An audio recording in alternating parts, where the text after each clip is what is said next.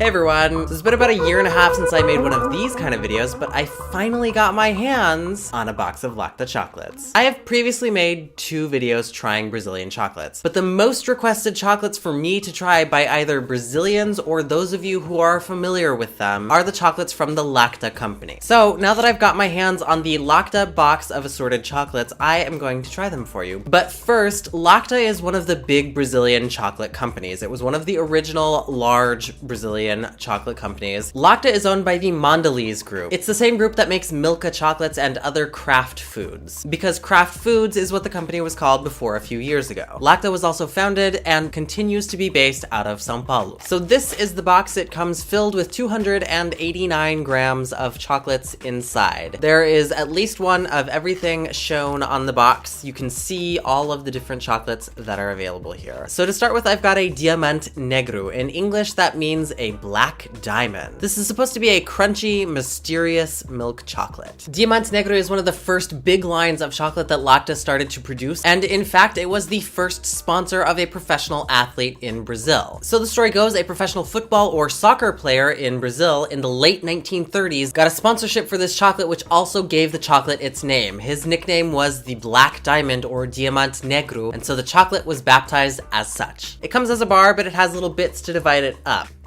Although this one's advertised as being crunchy, I have to say that I haven't really noticed that much of a crunch. By all means, I would say this is a pretty standard milk chocolate. It's very sugar-filled, and it's kind of reminiscent of the Tootsie chocolate, for those of you who are familiar with American chocolates. Next up, I have the Lacta brand. This is just the Lacta plain old white chocolate, or ao leite in Brazilian Portuguese. It's got the same little separators of the little bits. I'm noticing with these 2 chocolates that they're very hard. They don't give very much. This is a pretty standard milk chocolate. If you like milk chocolate, you're gonna like this. I would say that it's on the sweeter end as far as chocolates go, which is not how I prefer my chocolate, so it's okay. So the one I've got here is the 5-star or 5-star if you wanna be cute. This is a caramel white chocolate with cookie bits in it. This one does not have any dividing notches. It's just one little bar. Now that had some nice give to it, but it's very sugary and it didn't have much by way of crunch the way you might get with something like a Twix. So as far as caramel chocolates go, this is okay. Now is the time for the one that everybody had wanted me to try. This one is BIS, and this is one of the chocolates that people had been telling me to try since the very beginning. This is a standard wafer bar covered in white chocolate, similar to a Kit Kat. Lacta developed BIS by using the same wafer that they use as the base for the Sonho de Valsa. Now on this one, you can see a little bit of the wafer poking through. The chocolate layer is fairly thin. It has a very prominent wafer taste to it. The wafer has an almost toasted kind of a taste to it, and it's just got a little hint of chocolate to it. This is the kind of chocolate that I enjoy. I'd have to say, of the ones I've tried so far, this is the one that I like the most. It's not too sweet, and it has a nice balance of wafer to chocolate. Next, I have a Sonho de Valsa, which is a bonbon that has a cashew filling. Similar to the Diamante Negro chocolate, the Sonho de Valsa chocolate is one of the oldest Lacta chocolates in production. This was one of the first wafer chocolates that they started to produce. It has a little round wafer base to the bonbon. It appears that this has broken in transit, however, that shall not stop me. When you think of cashew, you usually think of a very distinct sort of cashew flavor, and I have to say that I'm not really getting that from it. The paste on the inside kind of reminds me of a paçoca, and if you want to know what that is, you can check out one of my eating Brazilian videos. But also, this chocolate is very sweet and sugary, and the flavor is very subtle and kind of overpowered by the sugar in it. Despite its fame, it's not my favorite. Moving on, we have Ouro Branco. This is a white chocolate bonbon with a crunchy filling. The Ouro Branco is kind of like the opposite of the Sonho de Valsa. The filling seems to have separated from the bonbon itself, but this Ouro Branco has kind of a malted taste to it. The white chocolate is understated as far as white chocolates go. Although this Lacta range seems to be very sweet and sugar intense, this white chocolate curiously is not overpowering in its sweetness. The crunchy filling is a little bit crunchy, but not overly crunchy, as seems to be the theme here as well. And I have to say, as far as white chocolate goes, I don't mind this. And speaking of white chocolate, I have a Lacta bar. Like the first 2, this comes notched into little bits. That's just a big hunk of white chocolate. It's the same kind of understated white chocolate. It's not too buttery and it's not too sugary. It's a smooth balance of all of them. That's not bad. Next up, I have another BIS, but this time it's Oreo. So right from the get-go, you can see that this is covered in a white Oreo style coating, and it's the same kind of thing where you can see the wafer kind of poking through it.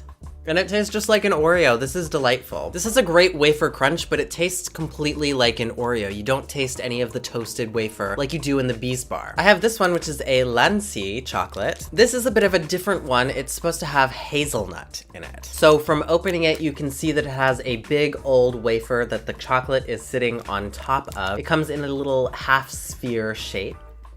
And that is sickeningly sweet. It is very, very, very sugary. It's like Nutella if you added extra sugar to it. If you like Nutella, you will like that one. I enjoy a little bit of Nutella, but that was a very heavily concentrated dose of sugar. So last but not least, I have an Amandita. This is an almond-looking wafer chocolate with a cacao cream filling. The wafer itself is very crumbly, but I find it very charming how they made it look kind of like an almond on the outside. You can really see with the lines and how it's shaped to look like an almond.